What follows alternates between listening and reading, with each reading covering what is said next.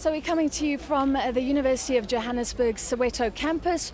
The lecture by a renowned economist, Thomas Piketty, has ended, and a lot of VIPs here attending today. One of them, the Gauteng Premier, David Makhura. He chats to me now. Great to have you with us. Premier, what did you think? Well, Francis, firstly, I'm here because as one of the policymakers in our country, we're deeply interested in any new insights and new ideas about the challenges of inequality, poverty, and of course unemployment. And today was essentially about trying to, through the spectacles of Professor Piketty, to gain insights into this fundamental question of inequality. And I must say that he gave a very thought-provoking lecture. Fascinating and very helpful in especially getting those of us in South Africa who are deeply committed to social transformation in our country. And for us, particularly me in government and many who are involved in policy making, to reflect on our policies and whether the policies we are implementing will get outcomes that are more equitable, that will ensure that the overwhelming majority of our people are brought right at the center of what governance is about and what economics is about. So this was a fascinating work by someone who reflects from where he is.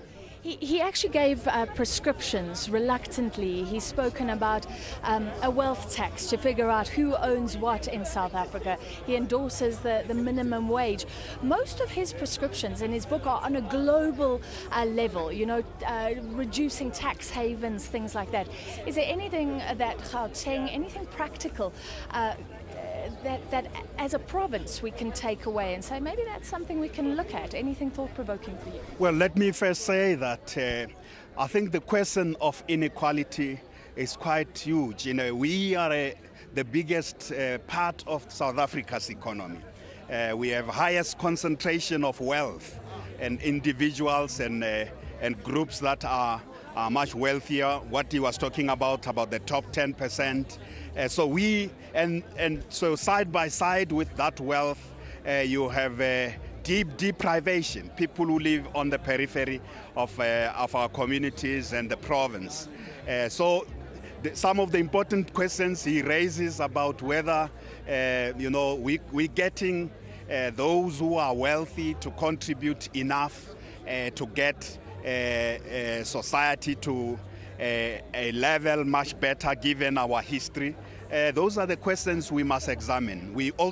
He spoke very, very profusely about the question of transparency.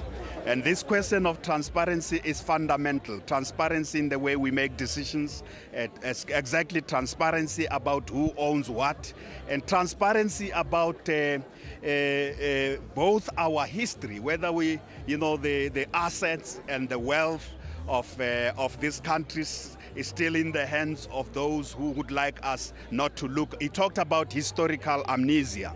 And of course, he also spoke about the need for us to look at whether we are doing enough. I mean, when he was comparing the French Revolution, we must never think, well, we have a democracy now, that's equals to equality.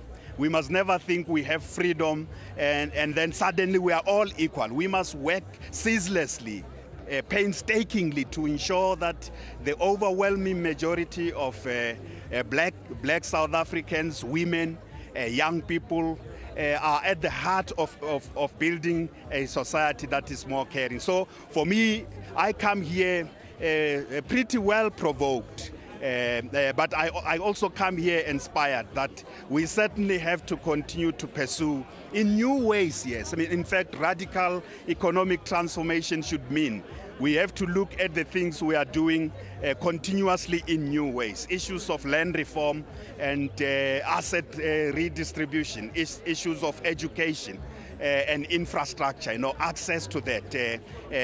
So we have to continue to look at all these things, and we must never be satisfied until the overwhelming majority of South Africans enjoy truly what is a better life. Some of what he says echoes what the ANC has been saying. But what if you are a rich person living in Gauteng, you believe you've helped this country? Should you be fearful? I think that one of the fundamental questions is that those of us who are a little bit better, and then there are many who are much wealthier. What can we contribute to get in South Africa to a state of a more equitable society? And he raised fundamental questions about that we must not be impatient with the fact that the present is very much a reflection of the past, and the future can only be created out of grappling with both the present and the past. Final question, is this a boost for Soweto? People have been watching this lecture from across Africa, I don't know where else.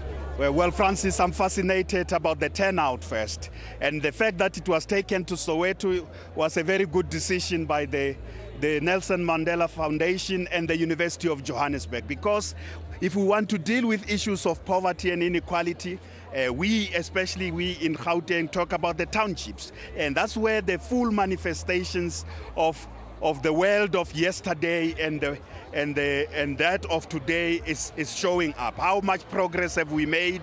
There are those who have moved forward, and there are those who are still very much deep in the circumstances of our history. So having come to Soweto was a very good decision. We talk about the revitalization of the township economy as a very fundamental, important question of addressing inequality.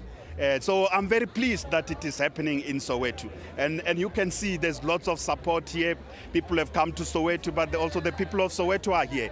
I'm very happy that there are so many South Africans who are interested on this fundamental question of inequality. I mean, they were responding very well to every single point that Professor Piketty was raising. So this, for me, I would say Nelson Mandela must be smiling that there are so many South Africans who are keen to address the fundamental question of inequality. By so doing, live the dream of Nelson Mandela. Even on a day when we're playing rugby, it's been a great turnout, and thank you for your time, Gauteng Premier David Makhura. And that's a wrap from the University of Johannesburg's Soweto campus.